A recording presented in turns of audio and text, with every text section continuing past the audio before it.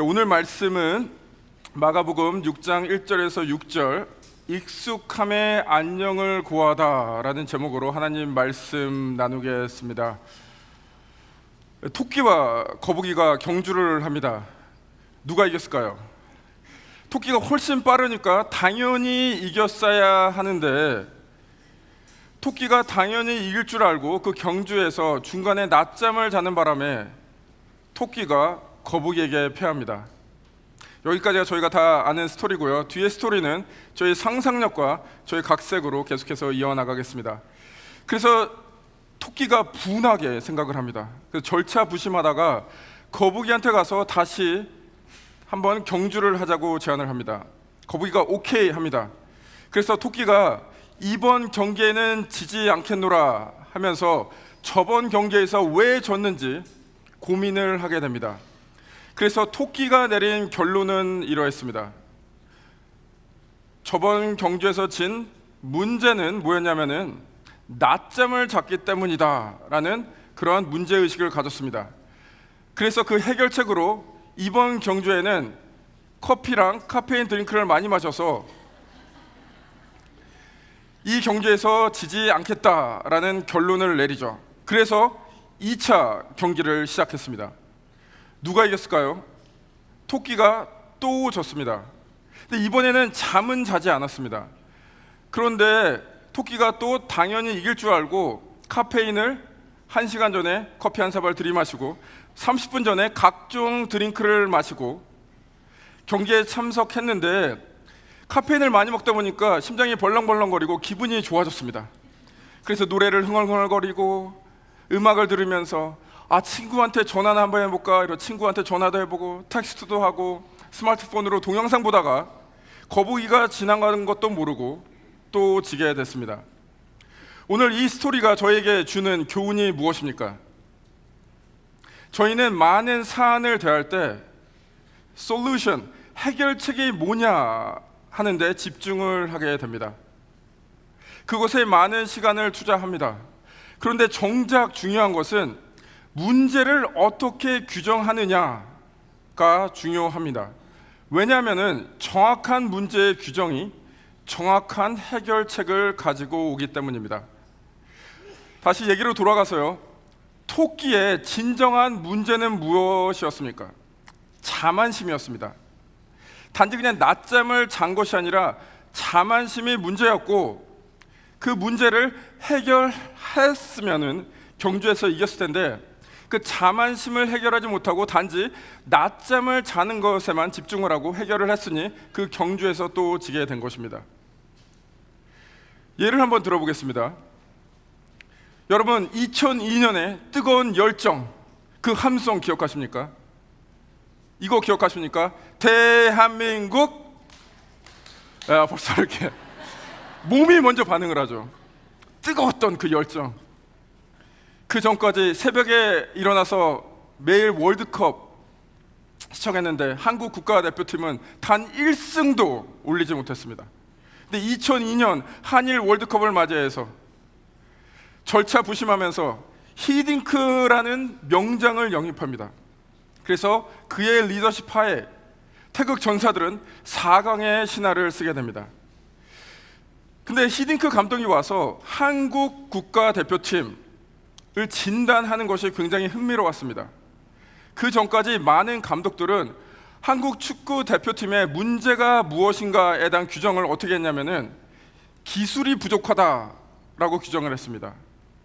유럽 선수들에 비해서 남미 선수들에 비해서 기술이 부족하다. 그리고 또 부족한 것이 무엇이냐면은 전술적으로 전술에 부재가 있다라고 그렇게 문제를 규정했습니다. 그래서 기술을 습득하는데 또 전술을 익히는데 그런 해결책에 집중을 했습니다. 그런데 아무 성과도 없었습니다. 근데 히딩크 생각은 달랐습니다. 히딩크 감독은 한국 국가대표의 문제가 무엇이냐라는 문제 규정에서 체력이 약하다라고 정했습니다. 그래서 엄청난 체력 훈련을 시키는 것을 해결책으로 삼아서 4강 신화를 쓸 수 있게 됐습니다. 정확한 문제의 규정이 정확한 해결책을 가지고 오게 됩니다. 이제 신앙의 얘기로 넘어오겠습니다.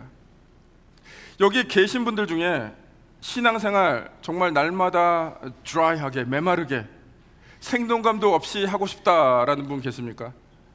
신앙생활 주님의 역사를 경험하지 않고 그냥 내가 억지로 끌고 가시고 싶은 분 혹시 계십니까? 그렇지 않습니다.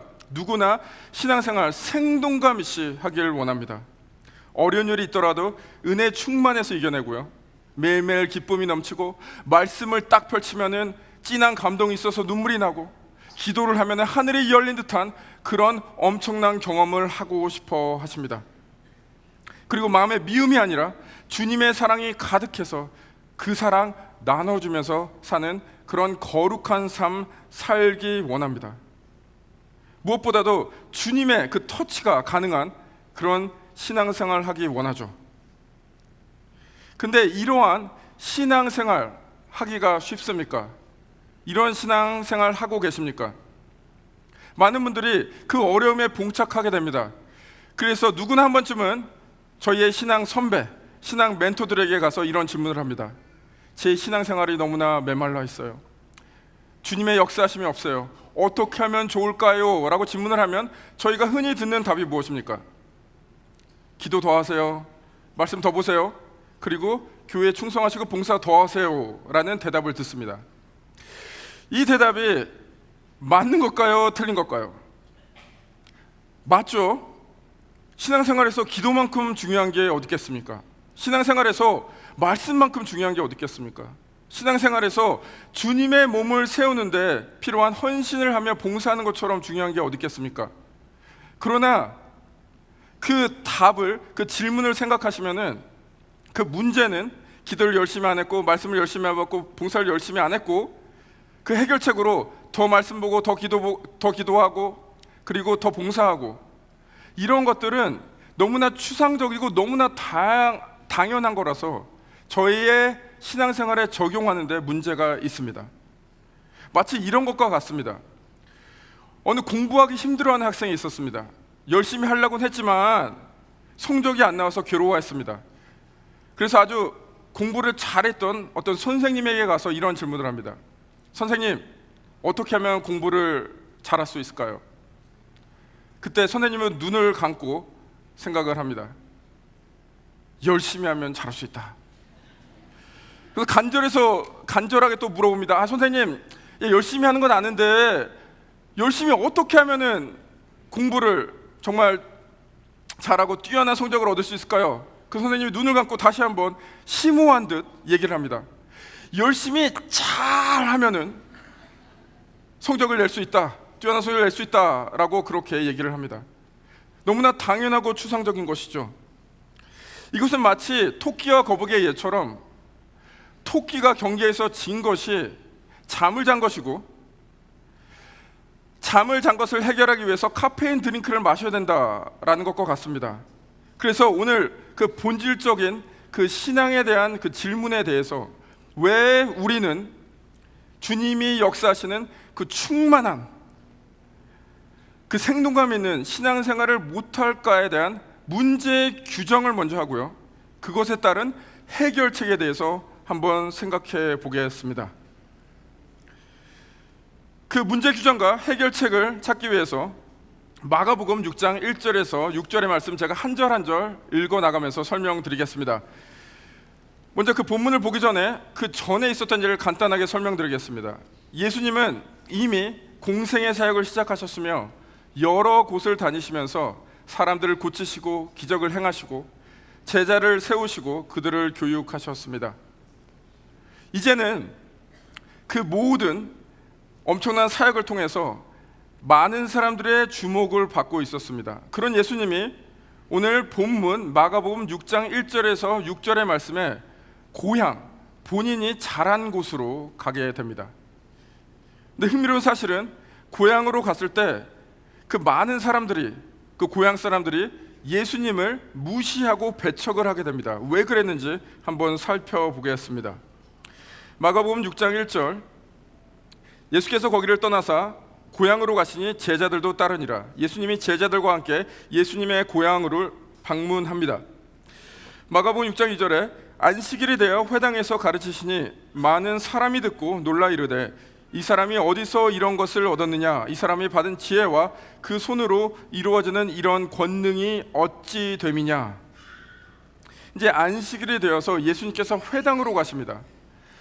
회당은 그 당시 사람들이 모여서 하나님을 예배하고 또 하나님 백성으로서 어떻게 살아가야 되는가에 대한 교육을 받는 곳이었습니다. 그곳에서 예수님이 가르치시니 많은 사람들이 놀랐다라고 기록이 되어 있습니다. 그 지혜가 너무 뛰어났기 때문이죠. 그리고 예수님의 그 손으로 이루어지는 그 권능에 대해서 사람들이 놀랐다라고 기록이 되어 있는데, 이 사람들의 놀람, 이것이 긍정적인 것이 아니라 굉장히 부정적이었다라는 것이 오늘 6장 3절에 나옵니다. 회당에 있는 고향 사람들은 예수님을 지칭하여서 이렇게 얘기를 합니다. 이 사람이 마리아의 아들 목수가 아니냐?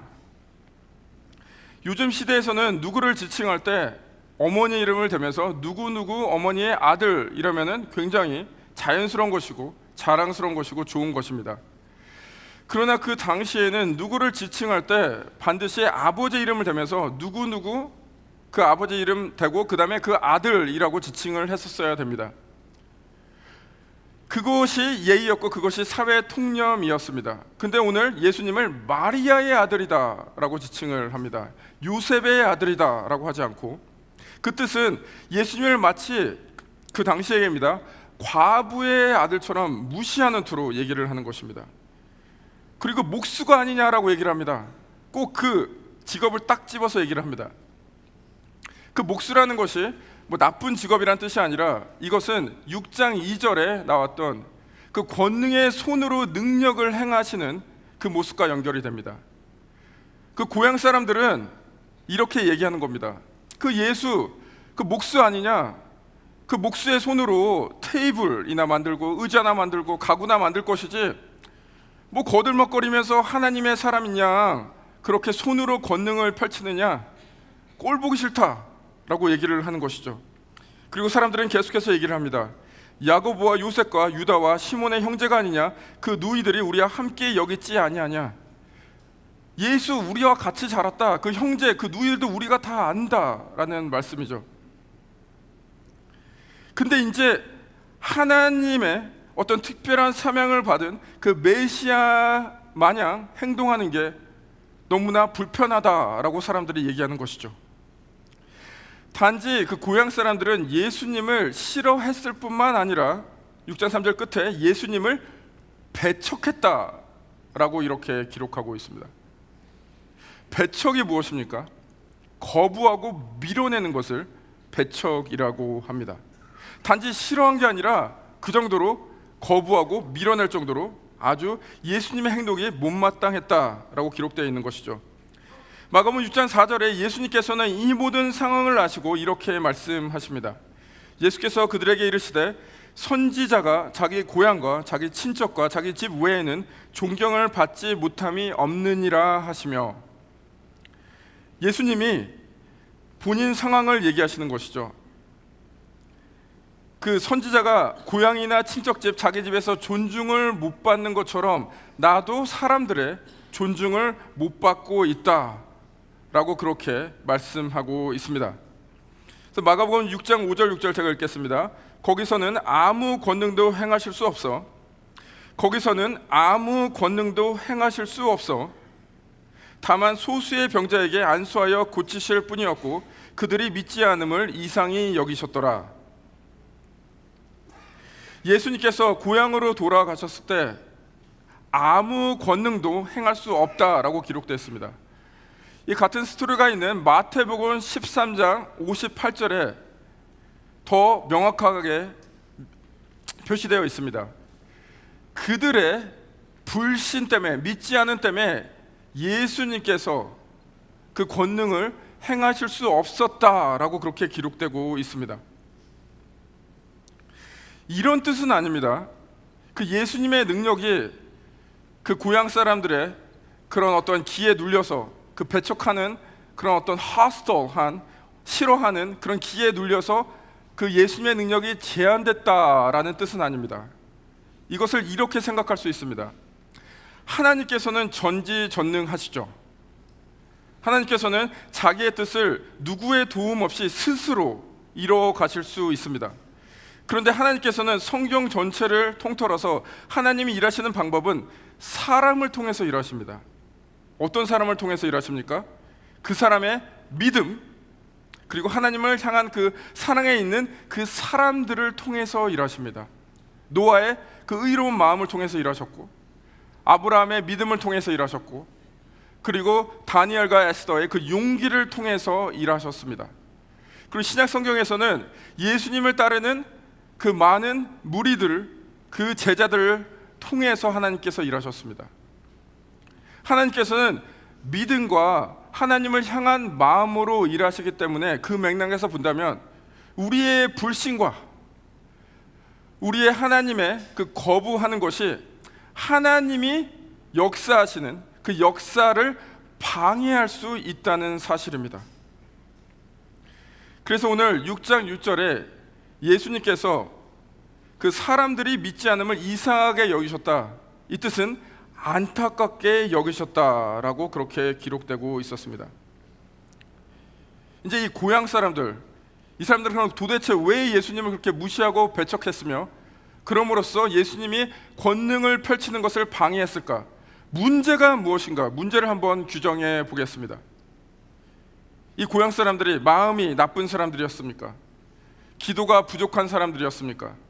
게을러서 가끔 그냥 회당에 나가서 하나님에 대한 그 교육이 부족했던 사람이었나요? 도대체 오늘 본문에 따르면 이 사람들의 문제가 뭐였습니까? 이들의 문제는, 이들에게는 예수님이 너무나 익숙했습니다.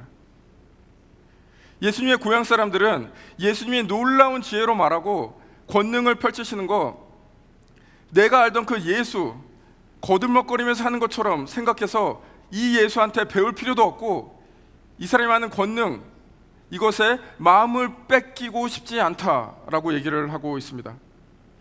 너무 이 예수를 잘 아니 이 예수 내 구주로, 내 메시아로 삼을 수 없다라고 얘기를 하고 있는 것이죠. 이 고향 사람들의 이 익숙함, 그들만의 스토리가 아니고 여러분과 저의 스토리이기도 합니다. 마치 고향 사람들이 예수님을 익숙함에 젖어서 배척했던 것처럼 저희는 얼마나 그 익숙함에 젖어서 신앙생활을 하고 있습니까? 그냥 신앙생활 다 안다고 생각하죠. 그 예수님, 그냥 그 뻔한 스토리 다 안다고 생각을 합니다. 더 이상 예수님에 대해서 배울 필요도 없고 예수님을 따르는 삶, 그냥 same old, 그냥 뻔한 뻔짜, 그냥 그런 삶이다라고 생각을 하면서 내 인생을 다 걸기에는 충분치 않다, 나는 어떤 다른 것 조금 이렇게 따르면서 그냥 대충 가야겠다라는 생각이 들지는 않습니까? 그 신앙생활에 굉장히 좀 냉소적이지는 않습니까? 다른 어떤 사람에게 적용하기보다도 이 말씀 먼저 저 자신한테, 제 자신에게 적용해 봅니다. 목사의 아들로 태어나서 평생 교회에 다녔습니다. 중간에 한 2년 정도 교회 안 다닌 적이 있는데 대체적으로 교회에 다녔습니다. 그리고 14년째 목회를 하고 있습니다. 대학교 때 성서학을 전공했습니다. 신학대학원에서 목회학 석사를 이수했습니다. 이제 목사 안수 받은 지도 한 8년이 되어 가고 있습니다. 모든 것이 너무나 익숙합니다. 신앙에 대해서, 예수 그리스도에 대해서 내가 다 아는 것과 같은 그 착각에 빠지기 너무나 쉬운 그런 요소를 가지고 있습니다. 내가 신앙생활에 대해서 너무나 잘 안다고 생각하며 신앙생활을 대할 때 겸손하게, 어떤 적극적으로 대하기보다는 냉소적으로 대하기 아주 쉬운 그런 요소를 갖고 있는 사람이 저입니다. 제가 지금 제 얘기를 했나요? 이것이 여러분들의 스토리이기도 하십니까? 오해는 하지 마시기 바랍니다. 이 익숙함이란 단지 신앙의 연차가 많은 사람만 그런 익숙함의 함정에 빠지는 것은 아닙니다. 예수 그리스도를 믿은 지 얼마 안 되시는 분, 그 뉴 크리스찬, 그분들에게도 이러한 익숙함의 함정은 도사리고 있습니다.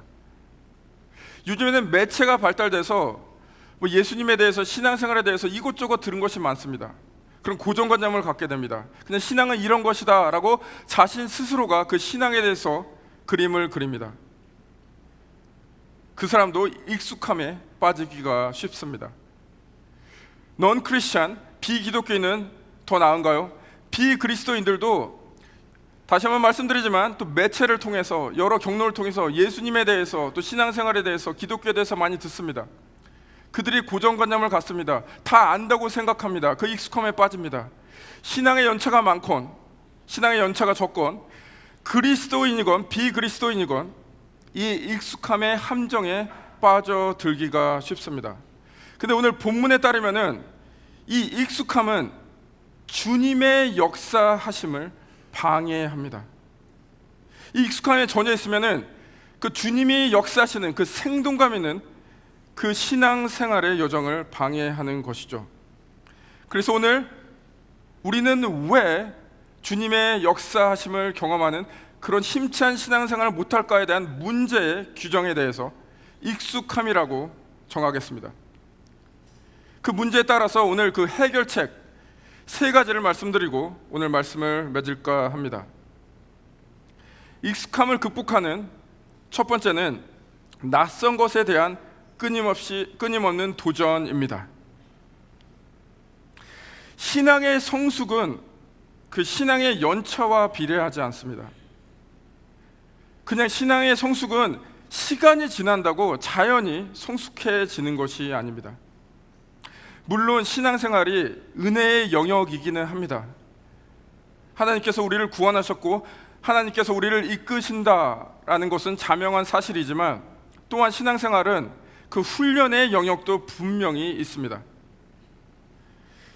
그래서 여러분 디모데전서 4장 7절을 보시게 되면요, 망년되고 허탄한 신화를 버리고 경건에 이르도록 내 자신을 연단하라라고 사도 바울이 마음을 다해서 디모데에게 그렇게 권면하고 있습니다.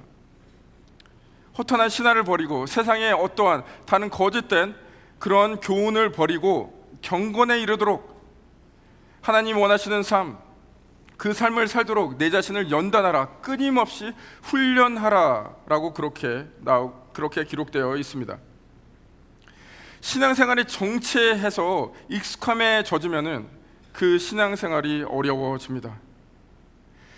신앙생활에 생동감 있는 그런 신앙생활이 되기 위해서는 끊임없이 성장을 해야 되는데, 그래서 끊임없이 훈련을 받아야 되는데, 그때 가장 중요한 것은 배우려는 자세입니다. 그것은 나이가 많던 적던 상관이 없습니다. 나이가 아무리 많은 분들도 배울 그 자세가 있다라면은 그 신앙 성장이 계속 되는 것이고요. 아무리 젊은 분들도 배울 마음이 없다면 성장하지 않습니다. 그리고 이렇게 배워 나갈 때 가장 중요한 것은 낯선 것에 끊임없이 도전하는 그 자세입니다. 저의 몸이 한쪽만 자랄 수 없지 않습니까? 머리만 자란다거나 팔만 자란다거나 다리만 자란다거나 다 골고루 자라야 되지 않습니까? 사람은 누구나 익숙한 거를 좋아합니다. 그냥 익숙한 데 머물러 있기를 좋아합니다. 이렇게 신앙을 성장해 나갈 때 자기가 익숙한 부분만 성장해 나갈 수가 있습니다. 그래서 늘 낯선 것에 도전하면서 신앙생활을 해야 되겠습니다. 오늘 이 말씀, 아까 말씀드렸다시피 다른 어떤 사람이 아니라 저한테 적용해 봅니다. 저는 KM 목회를 하면서 제 성이 목이 되고, 저 first name, 제 이름이 사님이 돼가고 있습니다. 제 이름이 잊혀지고 목사님이라고 불려집니다. 늘 목사라고 불려지니까 그 목사의 틀에 갇힐 수가 있습니다. 이민교회에서 사역을 하니까 그 이민교회, 그 사회, 물론 아름다운 사회지만 그 사회에 갇힐 수가 있습니다. 그래서 의도적으로 저의 작은 몸부림으로 낯선 곳을 일부러 찾아갑니다. 저번 주에 어느 북사이닝 하는 그런 장소에 갔는데 한 150명 왔는데 그곳에 그 동양인이 거의 저 유일한 혼자였습니다.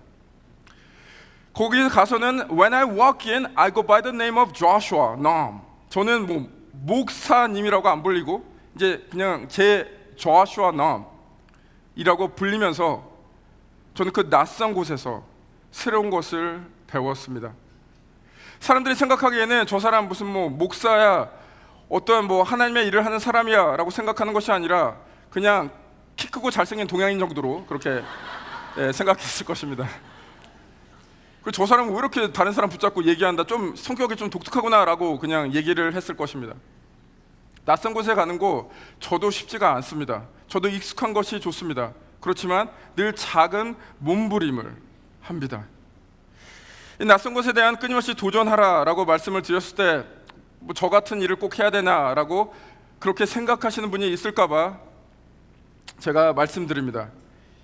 이거 실천 예배가 끝난 다음에 바로 하실 수 있습니다. 형제교회뿐만 아니라 많은 분들이 이런 얘기를 하십니다.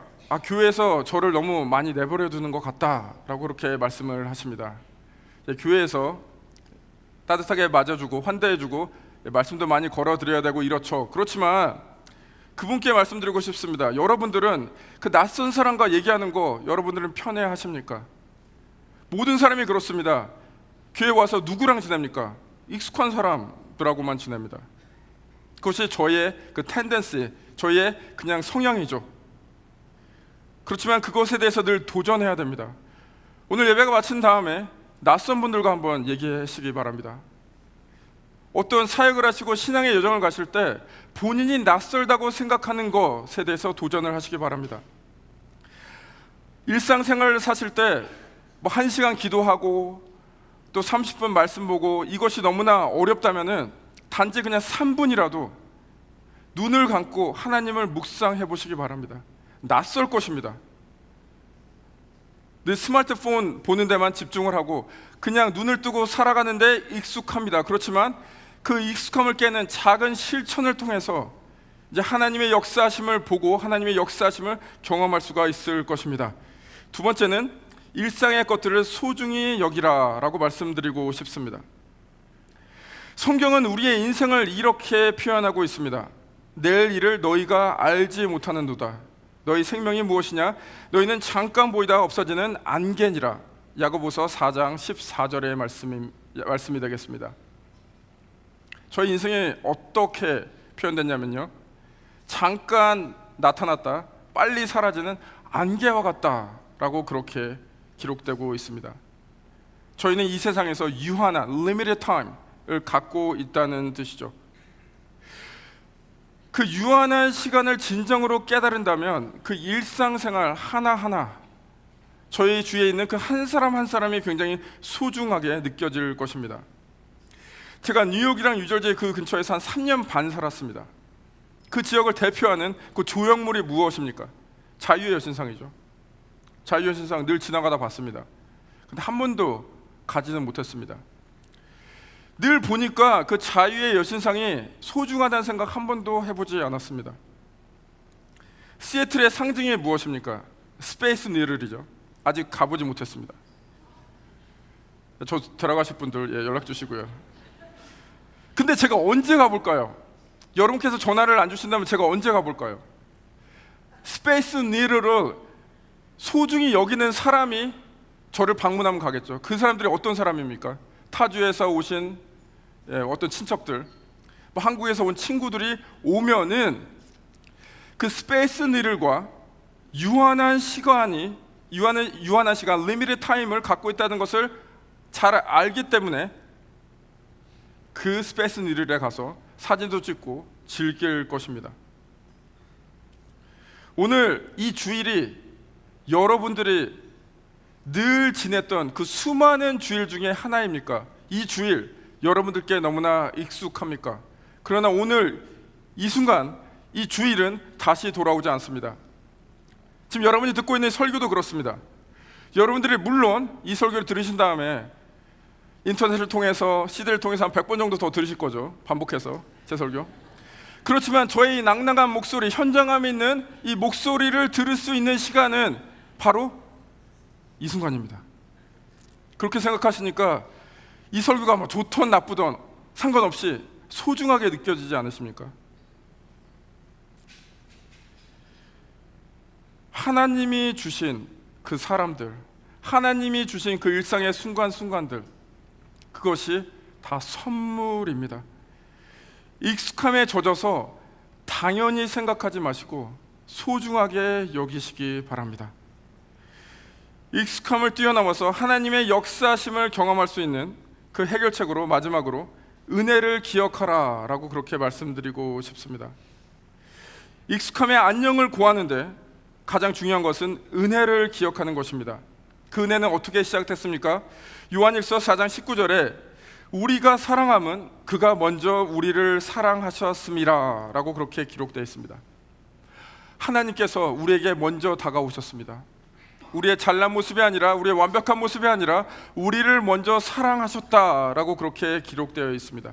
그것을 우리는 은혜라고 지칭을 합니다. 하나님께서 어느 날 여러분 문을 똑똑똑똑 두들겨서 샷건 들고 오셔서 나 안 따라오면 너 죽일 거야 이러면서 그 무서움에 여러분은 여기까지 따라오셨습니까? 그렇지 않죠. 그 하나님의 놀라우신 사랑, 그 전적인 은혜에 저희가 무릎을 꿇은 것이죠. 특히 저 같은 사람, 이렇게 반항심이 있는 사람은 하나님께서 무슨 무섭게 했다고 따라가지 않았을 것입니다. 그 하나님의 은혜에 감격해서 두 손 들고 나왔습니다. 그러나 그 은혜, 그 감동의 은혜 너무나 익숙해지셨습니까? 그리고 그 하나님의 은혜 어떻게 저희한테 전달됐나요? 아까 말씀드렸다시피 하나님의 역사는 사람을 통해서 이루어집니다. 오늘 여러분들이 이거 형제교회에 나오셨습니다. 형제교회에 오시면 어떤 것이 눈에 들어오시나요? 큰 건물이 눈에 들어오시나요? 여러분들이 형제교회를 오시면 어떤 것이 눈에 들어오나요? 많은 사람들이 눈에 들어오나요? 아니면 화려한 조명이 눈에 들어오나요? 저희가 은혜의 눈으로 바라보면 이 형제계 공동체를 세우기 위해서 그 흘렸던 눈물, 그 기도, 누군가의 헌신이 보이게 됩니다. 그렇지만 그곳에 너무 익숙하십니까?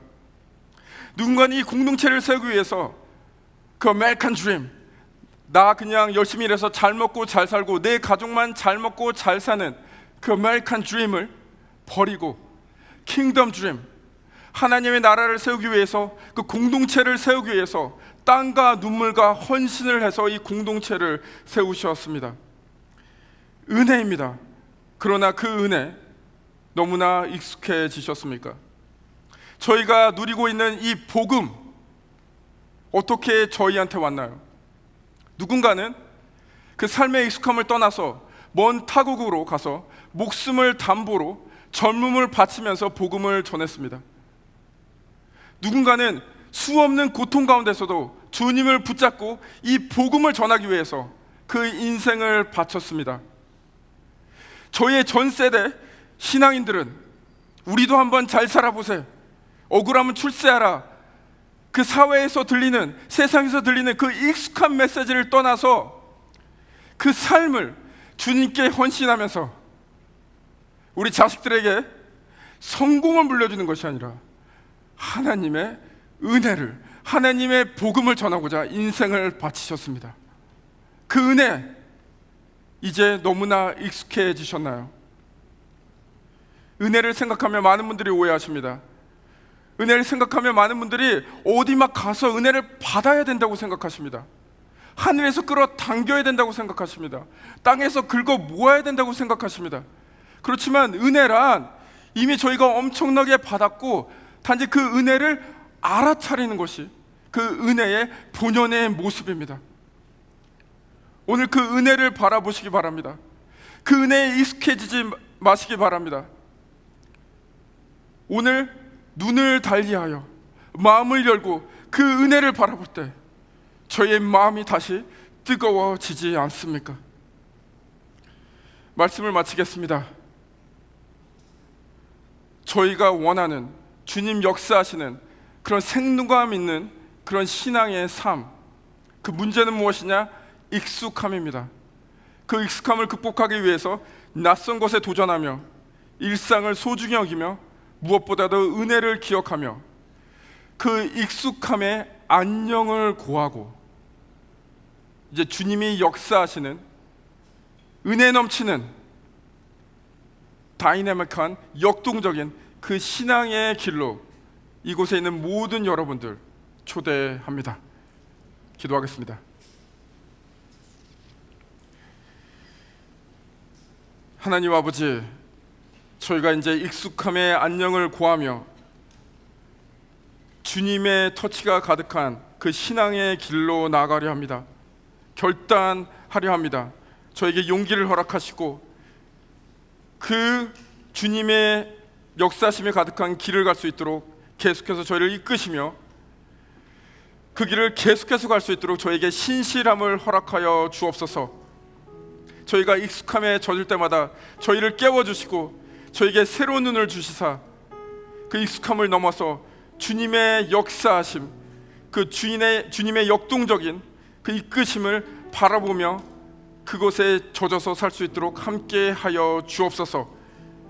이 모든 말씀 우리 주 예수 그리스도의 놀라우신 이름으로 기도드립니다. 아멘.